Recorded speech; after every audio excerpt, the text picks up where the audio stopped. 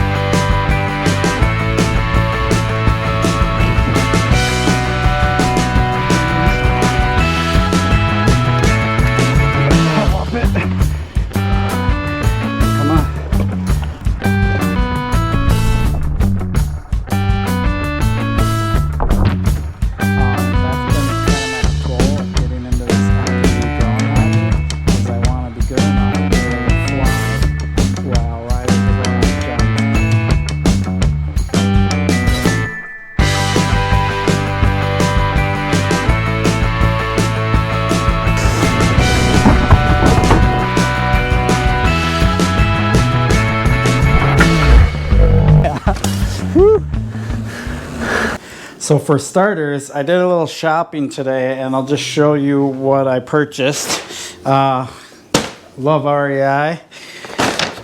I probably spend way too much money there. I got some Craft Storm Tights. So Craft is one of my personal favorite clothing companies. They make clothes for all conditions, summer, in between seasons, and wintertime. I actually have a pair of the older version of these tights. So here's the original that I got probably 10 years ago. And I will still use these. Like, they're perfect. Like, they still work. They still do their thing. The front is kind of a wind layer. The knees are open. Use these for a lot of cross-country skiing, a lot of fat biking, and a lot of winter bike commuting, you know, just to get around. The new version, the thing that I like about them, same kind of concept, kind of a wind front layer.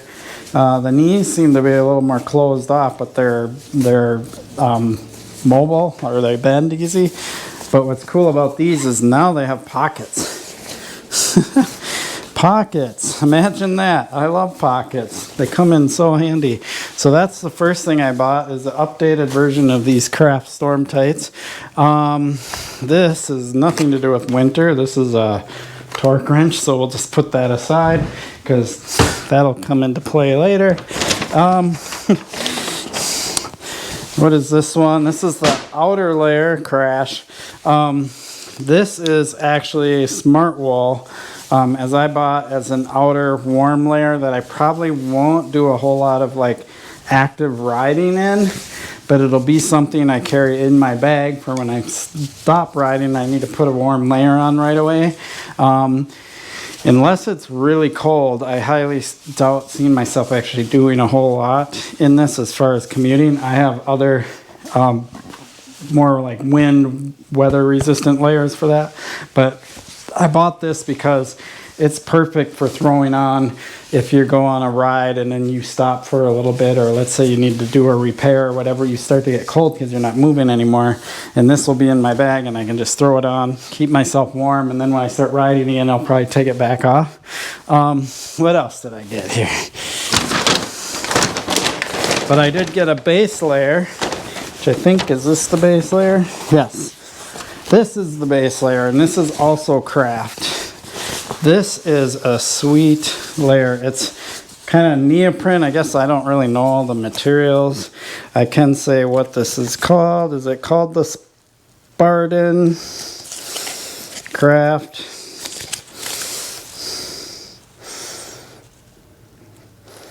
Oh, Glide Block Jacket.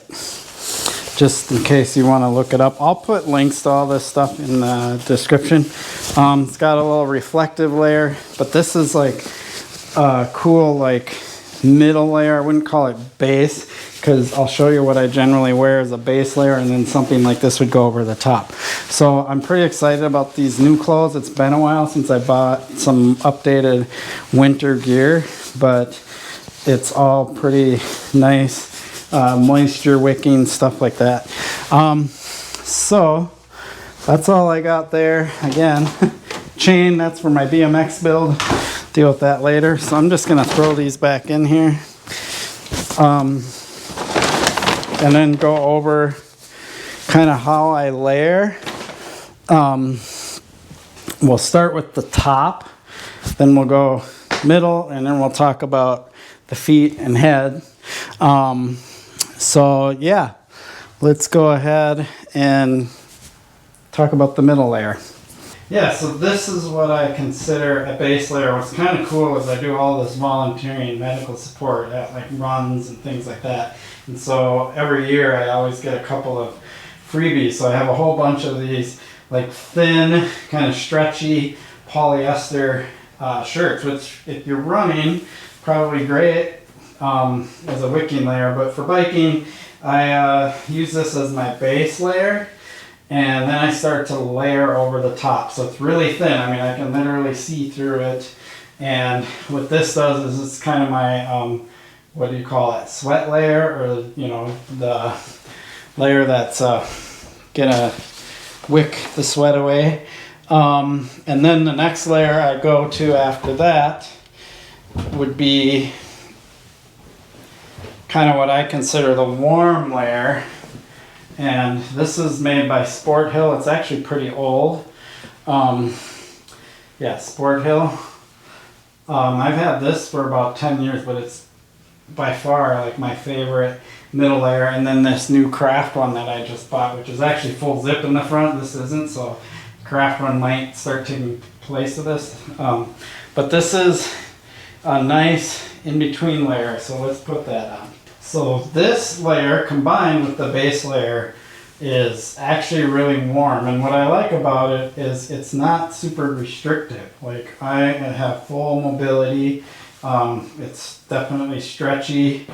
It's super comfortable. Cross-country skiing, you know, you're pulling, you're throwing your arms out, riding, things like that. It's perfect. This is pretty much mostly what I ride in if it's above 20 degrees. Maybe if I'm working really hard, down to 15 degrees, but pretty much 20 degrees and up, I will wear just these two layers. The only exception to that would be if it's really windy out. But if it's not windy, I could get down to 15 degrees. If I'm working and I'm moving, this would be good. Just these two layers. But having a shell is really important. And I do have this shell. So a lot of times what I'll do is I will wear this riding and have the shell with me in case I ever need it. Or if it is windy, this is going to be my wind protection layer. And this is craft. Again, this is an older craft jacket, but this thing has again been one of my favorites for a long time. It's got pockets. getting a little tighter. I mean, it's okay. I still have mobility. I can still cross-country ski, but I can feel it. So I'm also a little bit rounder than I normally have been. I've been working on trying to go back to my normal size since my knee replacement. Been a big challenge, but it's pretty good. I mean, it's got a little audio pocket or whatever you want to call it, an MP3. We don't even have MP3s anymore, but I think when this was made, it was MP3 era. But it's got a little hole in here, so if you had some kind of music device and headphones or whatever, but nowadays we usually use our phones, and we got wireless headsets, so phone would go in here. I personally don't like to listen to music when I'm out in the wilderness. I just like to hear nature at its fullest. So that's it, and I'm not going to stand here and wear this because I'm indoors and it's too hot. But I can seriously, between these 3 layers, I can be out in 0 degree, even below 0 degree weather and be fine. It's pretty impressive how when you start layering like this, you stay warm, and especially if you're active. So as long as I'm moving, I'm doing something, whatever, these 3 layers, I'm perfect. And sometimes I even get too hot, and if I'm really working hard, I'll take this off, put it in my bag, because I always have a backpack, camelback or something like that on, put it in there, and then when I slow down or stop, I'll put it back on so I don't get too cold. So that is the midsection. That's the most I ever do. I mean, I would say the only time I would ever go more than this is if it's like 25 below. But if it does that, I have it hanging right here, so I'll just grab it real quick. I just go all out hardcore and just grab my Columbia, super cold weather. I don't even remember what these are called, but this is for if I'm outside in the super cold and I'm not being very active, because you start moving around in this thing, you get hot really quick. Trying to remember what these are called, the Interchange Columbia jackets. This thing was really expensive. It's got this kind of oven interior, whatever they call it. Super sweet though. But I rarely do any activities with this, like I said, unless it's really, really cold. Okay, so for the next layer, I have my mic over here on the table, hoping that it works pretty good, because having it on me when I'm doing all this seems kind of silly. So these are the Craft Storm Tights. These are my older pair that I have. These are super warm just by themselves. Problem is I'm not the type of person that likes to wear tights. I mean, maybe cross-country skiing. Biking, I've always been kind of the person that likes to have baggies. So what I generally do is I'll wear these, and then I have these Knickers, which were made by Raceface a long time ago, and I don't believe they make these anymore, and I'm really bummed because I love these pants, and I had 2 pairs. One of them ripped out in the crotch. This one hasn't yet, but if it does, I'm gonna definitely get them fixed. But these are kind of like a extra wind layer, and they look cool, and they have pockets, which those tights don't, except the new ones do. And so usually I'll wear those too. It's very rare that I'll wear just the tights. I might sometimes, but it's basically the 2 together. So I'll go ahead and show that. So here we are with just the tights. So they work really well. They have that kind of wind protective front layer, not so wind protective in the back, and what usually gets cold on me are kind of my love handles and right up in here above the glutes. That's part of me that gets the coldest, and so it's kind of nice because I don't have to like actually get naked here. I can throw these on YouTube And then I generally go this on top of it, and I'm set. So this combo, coldest days, below zero, well below zero, my legs are fine. It's amazing how good these craft storm tights are. So if you're ever looking for the best cold weather tights for the coldest conditions, these craft storm tights, I didn't actually ever believe it until somebody else was telling me. So I ordered a pair and they've been great. Like, just super sweet, super loose, not tight, just love it.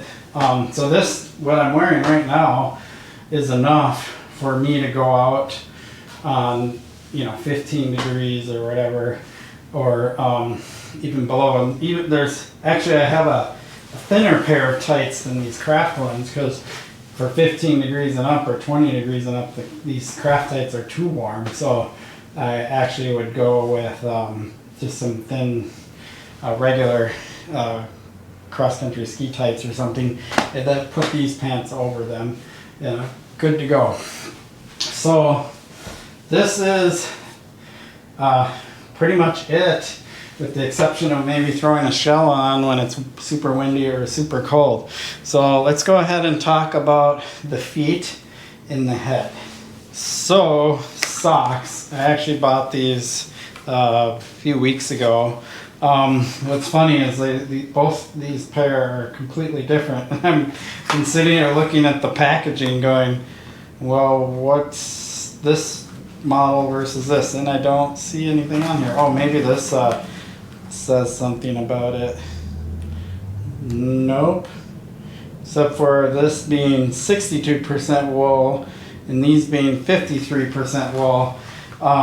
They're essentially the same sock, but they're notably thicker on these than they are on these. So this is a thinner sock, so I would wear these with my Wolvhammer boots, which I recently talked about when I talked about my fat bike.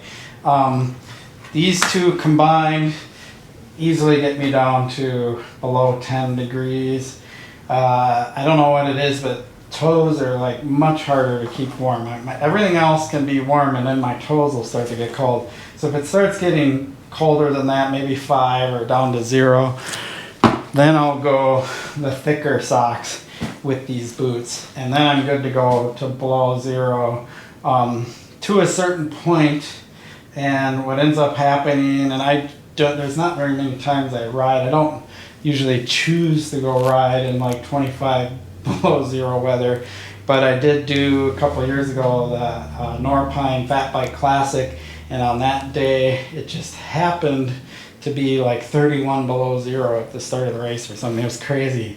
And so when that happened, I actually put toe warmers in, and I had an extra pair of toe warmers and hand warmers with me in case I had to stop or anything and do a repair. It was always necessary to have that. But that's going pretty extreme. Like 31 below 0 is the coldest I've ever ridden, and believe it or not, I didn't freeze. Like, I was fine. I was working really hard though, so I had an icicle coming down my helmet like this long. It was pretty awesome. So it is possible to dress for extreme cold temperatures. I don't think I need to put those on. I just wanted to talk about it. And then I also showed this when I talked about my fat bike. Hi, kitty. And I got a new helmet this year, and I don't know how well this is going to work, because this is the first time I've done this. What I've done up until then, and I'll show you, because it is possible to do this, is I have like a hat like this one on, and I'll take my helmet, and modern helmets or good helmets have this little adjuster, and I'll just open it all the way up, fit the helmet on my head, clip it, and do this. So this actually works, as long as your hat covers your ears. This one, earlobes stick out, but I have a whole bunch of different like thin kind of fitness hats of various thicknesses that I'll use. But this is actually quite warm, and kind of rule number one about being in the cold, you lose heat through your head. The most amount of your heat is lost through your head. So your head, you definitely want to have covered. The thing that's kind of nice is when you start getting really hot, you can take your helmet off, pull the hat off or whatever, put the helmet back on or whatever, and kind of cool off your head, and it'll help cool off the rest of the body. It's kind of wild, but you have to be careful because you've got your face, ears, things like that, that you can get frostbite. I do have balaclavas that I'll put on when it's really cold, but usually I don't wear them until it's, you know, below 10 degrees or something. If it's above 10 degrees, I'm usually okay having my face open. But starting getting really cold, balaclava, and then in extreme cold, sometimes goggles even come in handy. The problem with goggles is they fog up. So anyway, enough about this helmet. The concept of this other helmet, let's put this away, is that it's got a liner built into it. And so a lot of skiers, snowboarders, and stuff like that wear helmets like this. And the jury's out on this one for me, whether this is going to be good enough. It does have the little clip back here for your goggle strap. So if you do run goggles, they don't, the strap doesn't slide off.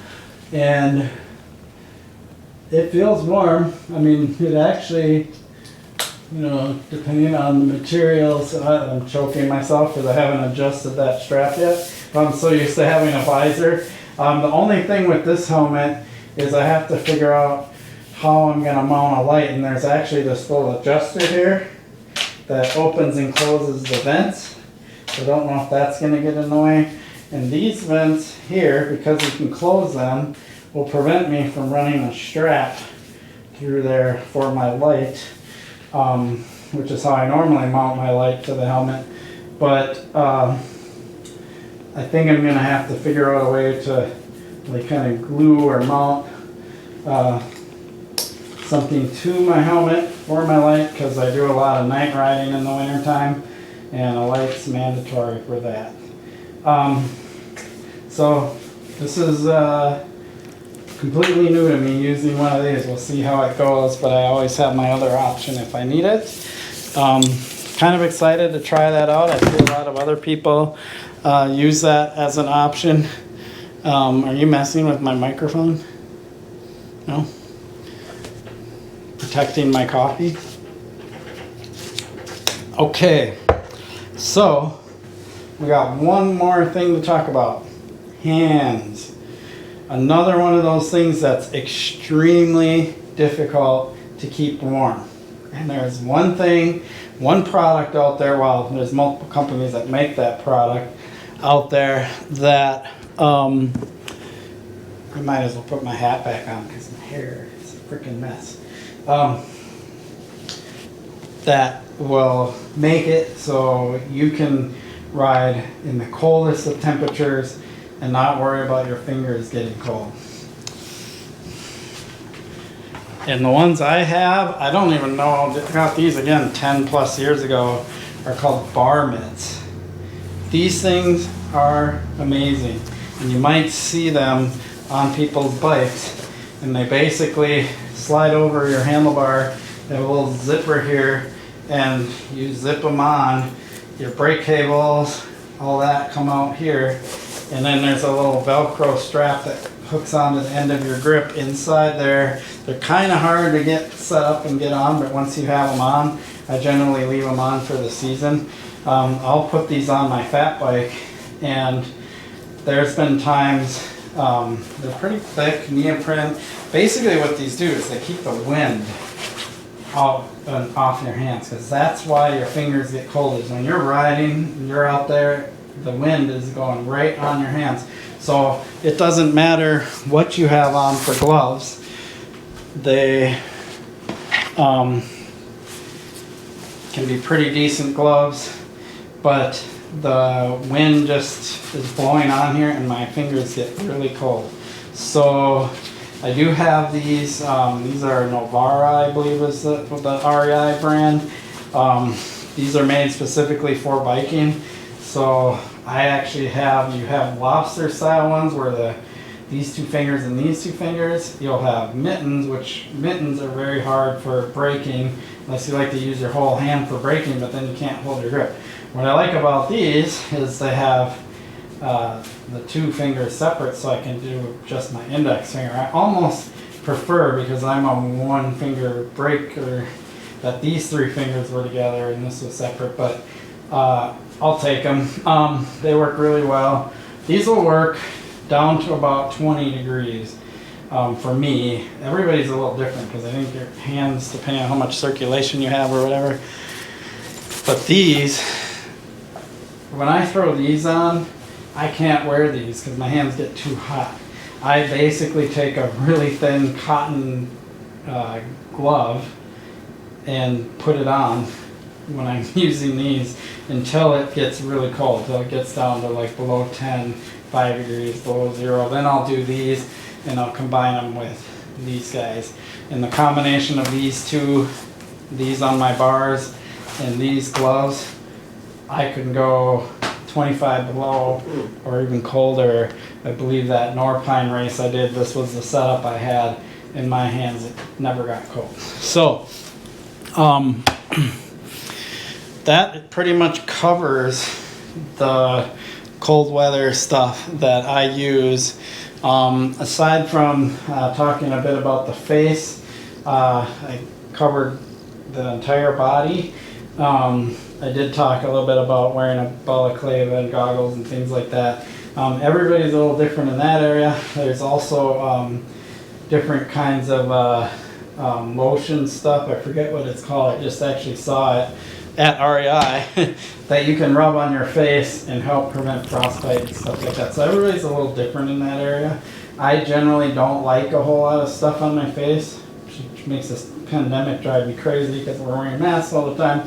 But yeah, it's that's a whole nother topic for another day. Hopefully you liked this video and you got something out of it. It's all about layering. It's all about, like, if you start to get too warm and you have layers, you can strip a layer off and then stay warm, and then if you start to cool off, put layers back on, things like that.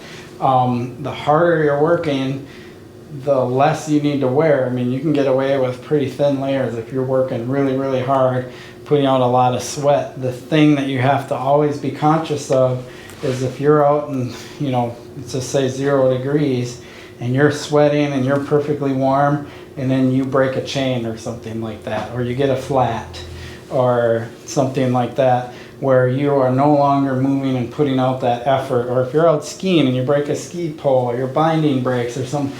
I see people go out and they don't have backup layers that they take with them, and if they have something go wrong, they're kind of screwed. And I do medic support for a lot of these events, and there's people that get hypothermia because they had a breakdown, or they used all their effort and they just couldn't keep going or whatever, and then they're wet, it's cold out, and boom, they start freezing right away.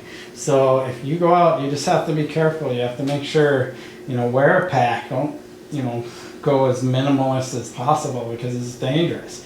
Wear a pack, have a few extra layers, have some toe warmers, have some hand warmers, things like that. I don't drink alcohol, so I can't put anything in my water to keep it from freezing, but sometimes people put just a little bit of, I don't know if it's whiskey or vodka or whatever, just a tiny bit in their water, and that'll keep it from freezing. What I do is I'll wear my water bladder inside my shell layer if it's that cold, and then I try to keep my hose under my clothes, and then I'll pull it out to drink some water and put it back in, because if the hose is out, then the water freezes in the hose and you're not getting any water. So there's different solutions for that. And now I'm babbling because I think of this stuff as I'm talking. But what will be really cool coming up here is when the cold weather hits and I'm out there riding, I'll do some videos on what I'm doing and why I'm doing it, talk about tire pressure, talk about layers, talk about keeping my water from freezing. All that stuff comes into play, and I'm definitely going to put it on my channel. Winter riding is a challenge, but it's also a ton of fun. It's one of my favorite times of year, and I love it when we get the trails nice and packed and stuff. So really appreciate you watching. Please write some comments. Let me know if you liked this video. Feel free to write comments if you have any input. You can talk about what you do for cold weather, things like that. I feel like comments aren't really used a lot on my videos yet. Again, I'm getting close to 400 subscribers, not quite there yet. But write some comments. I'll reply when I can. And please like and subscribe. Thanks for watching.